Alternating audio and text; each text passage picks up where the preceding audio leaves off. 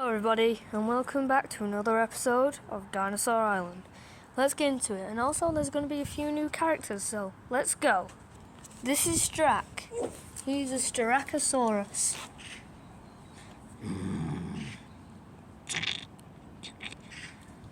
He's feeding on the moss, which is coming from between the rocks.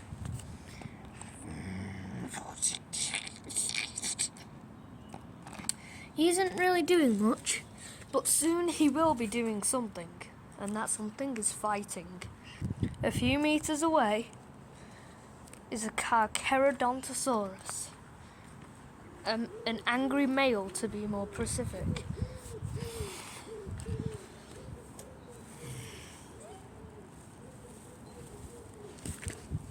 It creeps up on Strack and stops for brief moments just to see if he's being spotted, and then he carries on. As he's walking forward, he is already spotted.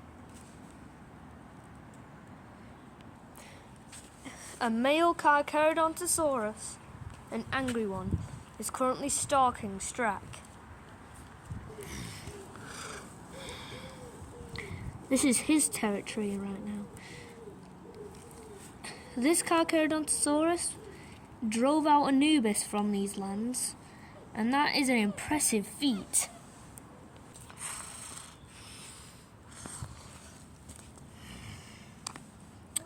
He tries to stay as stealthy as possible, stopping for brief moments to hide behind bushes to check if he has been spotted. He has been spotted by this giant Styracosaurus. Styracosaurus are actually quite bulky animals, thus they're very hard to take down. So this is going to be a challenge. When the Styracosaurus least expected, when Strack least expected it, the Carcharodontosaurus threw him onto the floor. But Strack gets up and then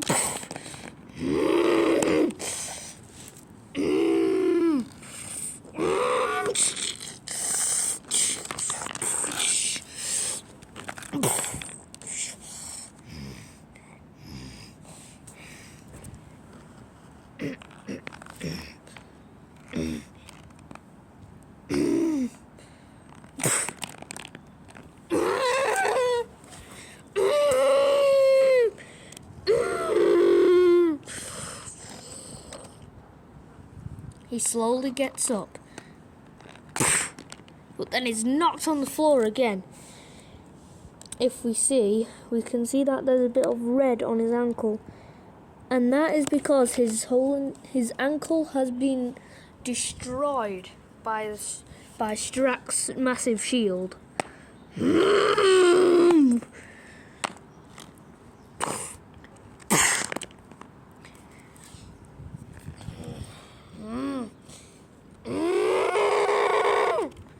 He walks away, leaving Strack victorious and very easily panicked.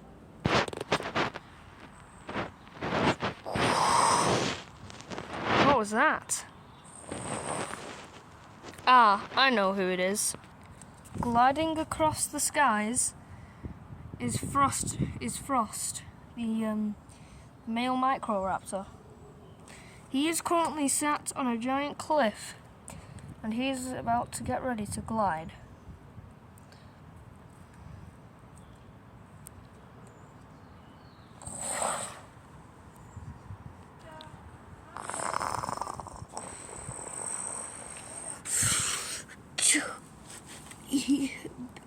Being mostly omnivoric, these creatures can eat, normally they stick to flesh and grub, but sometimes they'll treat themselves to grass, like Therizinosaurus. Therizinosaurus normally eat grass, but they always are free to eat some meat. But in that case, Therizinosaurus is already a bit omnivoric. And for a weird reason, we've been seeing a lot of Frost eating grass lately. ever since this unknowing little phenomena where less small animals appear for him to hunt and more big animals appear, which is very bad and not good for creatures like frostbites, but very good for more bigger predators. But someone soon is going to join Frostbite in this meal. Strack. He's came back from his Carcharodontosaurus battle and is now feasting on some lush vegetation. I've got to say, it's probably more better than the moss he was eating.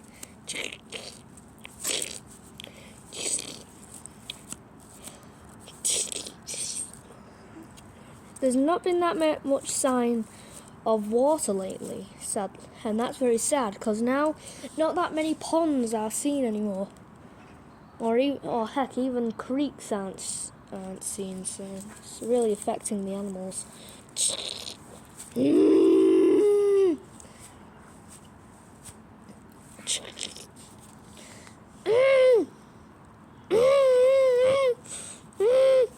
He runs off because he doesn't want to be annoying to Strack, who could easily kill Frost in only a few hits.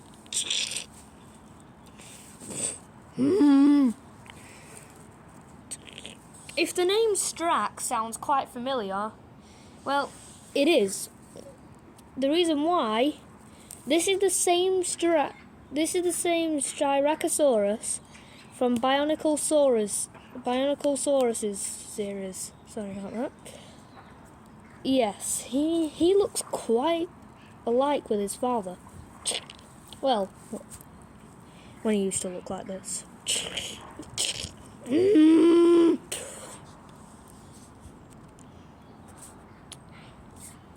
He must be lost, because normally he's seen with his mother and his sister, and also his father. But at least he's not dead. That's what I always say. Meanwhile, we see a herbivore grazing on some plant life.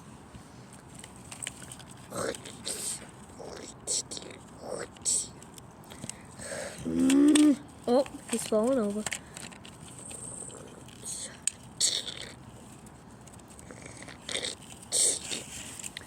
You haven't guessed by now that this creature is obviously Triceratops.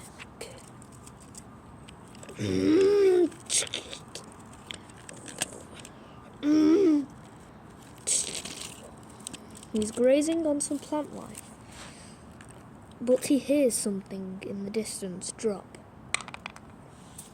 He swiftly turns around, but he looked the wrong way. This is Blue, the baryonyx.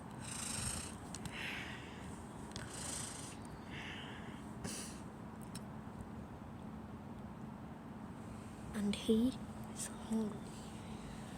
Normally he goes out to the dried up lake to dig up some buried fish or shark, but all them have already been scavenged by other baryonyx or suchomimus. So he has no choice but to go for more land adapted prey. He's as quiet as a mouse, it seems. And then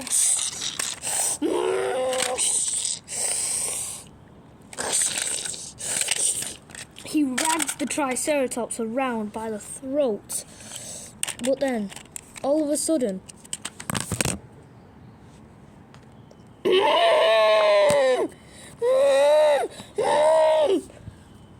that was not the Triceratops. In fact, it's Blue. He has literally been bitten on the throat by the Triceratops. And believe it or not, nearly every single herbivore does biting. Heck, even the friendly giant the Apatosaurus and Brachiosaurus and all that bite other animals. Blue slowly approaches, very cautiously, his possible meal.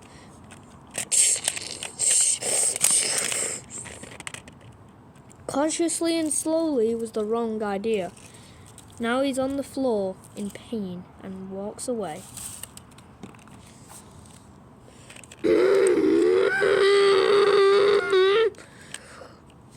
And then he goes over and feasts in peace. Meanwhile, we see a massive leopard called Henry, who we have been documenting on the island for quite a while. Even before the series started, we've been documenting him.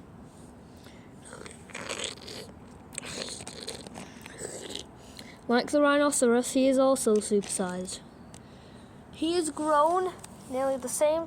He's more longer than Strack in length, but not as tall as him, but still is more bigger than the average leopard.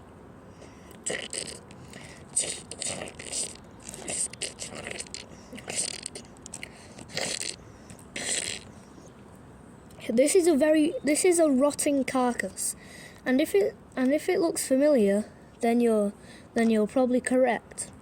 This is the same body what Mars killed in the last episode, I think it was. Sure, it's rotting, but still good enough to eat.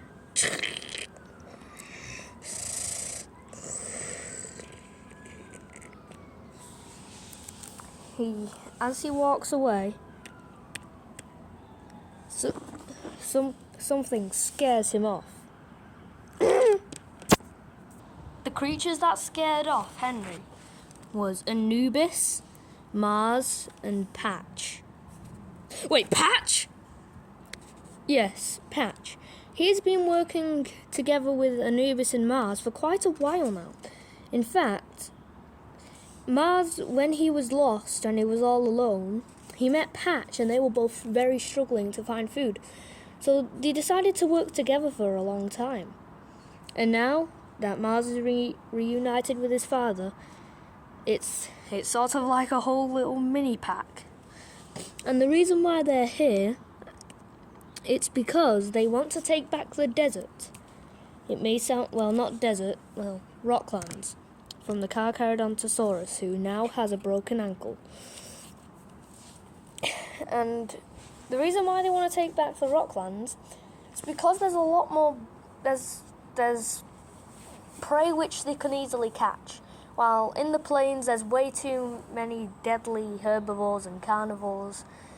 And Mark and his mate and his son are also living there. So we have to move back in here. Anubis has already eaten, well, back at the plains, but these two haven't, so Patch goes in for, well, Patch, it seems like he's going in first, but he bites down on the tail, well, now the leg, and pushes it over to his friend Mars.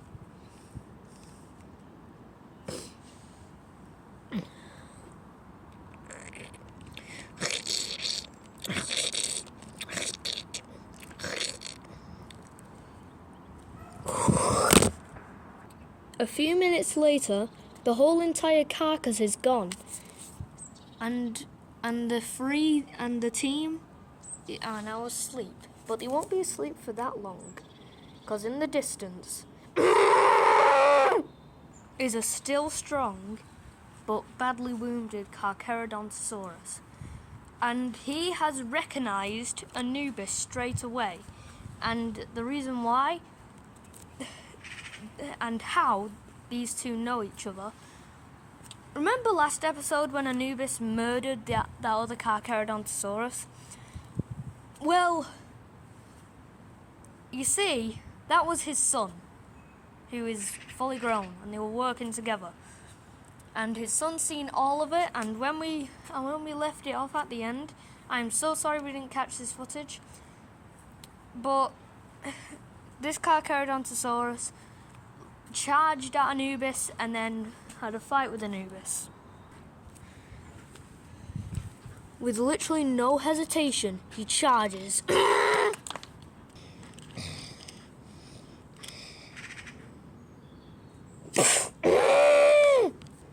The battle begins.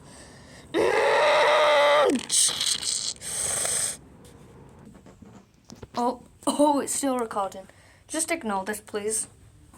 The battle begins.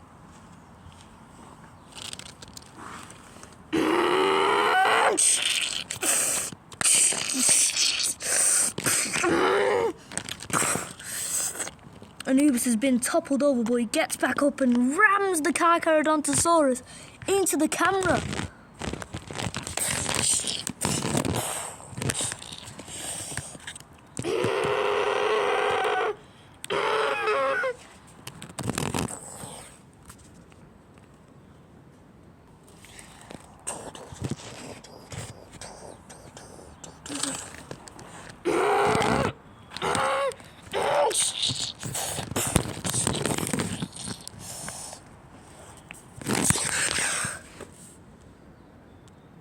Sorry everyone for what just happened there.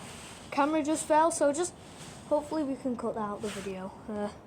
And if you've seen my face, very sorry.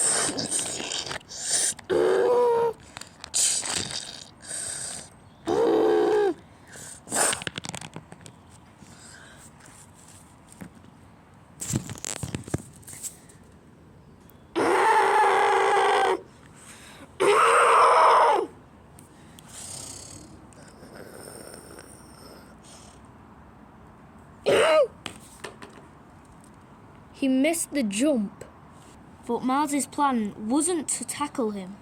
In fact, it was to get behind him.